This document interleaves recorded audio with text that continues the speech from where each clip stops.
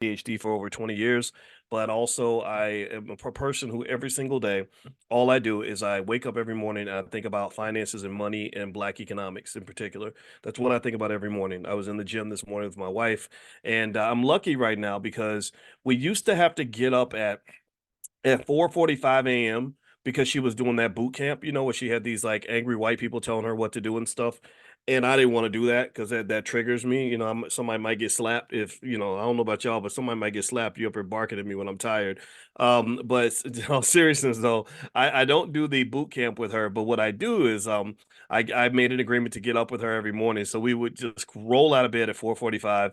It is so brutal. It is the hardest thing in the world. But I'm always glad I did it. And so now we're lucky. Now we get to sleep in until 6:15. So that literally feels like I'm waking up in the afternoon. Like it's so crazy how that you set a standard and you just get used to that standard. And I think that's really what I think is something to kind of consider for us as a people, as a community, is I think that we have to understand one fundamental aspect, one fundamental dimension of what a powerful community looks like.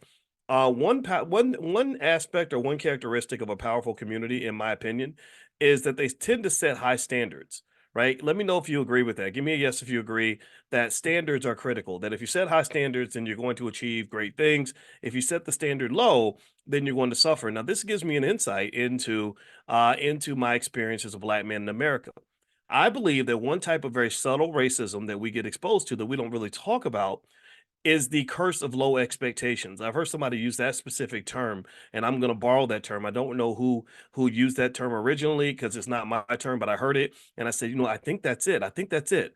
Right. So when that little Black boy goes to school and they say, "Well, he's a Black boy. He can't do nothing. He's from the hood. He kids from the boys from the hood. They can't accomplish nothing. He look at all he's gone through." And then they bring the kid to school. They don't push him very hard. They don't challenge him. They don't get him to jump any high hurdles. He's pretty much they pretty much train him to be a bottom dweller, educationally speaking, anyway. Like you look at the city of Chicago, the vast majority, the overwhelming majority of the Black children in our school system in Chicago cannot read, write, or do math at grade level. They cannot read, write, or do math at grade level. And I hope that you can agree with me. Give me a yes if you agree that this is setting them up for failure in life. Let me know if you understand how detrimental that is, how terrible that is. That you're literally throwing them out here with the wolves in this world of competitive economics, where it's no prisoners taken, no holds barred. It's either own or be owned. Either you win or you become a slave. That's what capitalism does. So we've explained that in my book, The 10 Commandments of Black Economic Power. You can go get a copy if you haven't gotten it yet. There's a study guide with it as well, but drboycebooks.com. In that book, I explain to you specifically how, American economics, American capitalism is designed for slavery. There is such a thing as a school to prison pipeline. Thank you, Calvin. There is such a thing as as corporations trying to incarcerate you. I was listening to a podcast this morning, and they were talking about how they have one challenge they have now is that since the pandemic ended, people don't want to go to work and kids don't want to go to school because what happened is that people got a whiff of what it's like to just do what you want and to just kind of live and be free and do whatever.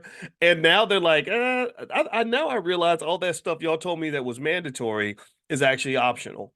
All the things that you told me that I had to do, I didn't really have to do it because y'all just told us that we don't have to do it anymore because there's this virus.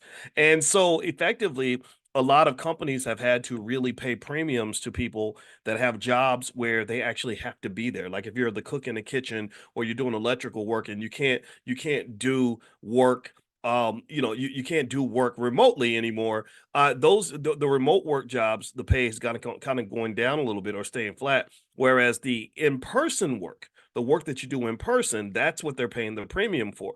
Okay, and so sometimes what happens is that when we're talking about the realities of what's going on, the curse of low expectations, or that we've got to do better and pushing ourselves to do better, I often run into these people that you might have seen that I've talked about before, and I call them the Negro naysayers.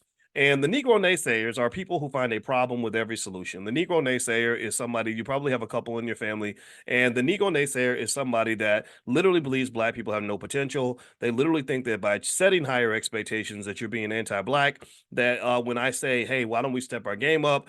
They say, "Well, you think you're white, or or you hate black people, or if you say, well, what's wrong with that? Like, why are we doing this? We shouldn't be conducting ourselves that way." Do you have people that say, "Well, you're anti-black culture. You're anti-black. You're not for the people. You're not." And honestly, I'm gonna just tell you the truth. I've got to the point where I don't pay attention to that anymore. I just don't. I don't care. I just don't care.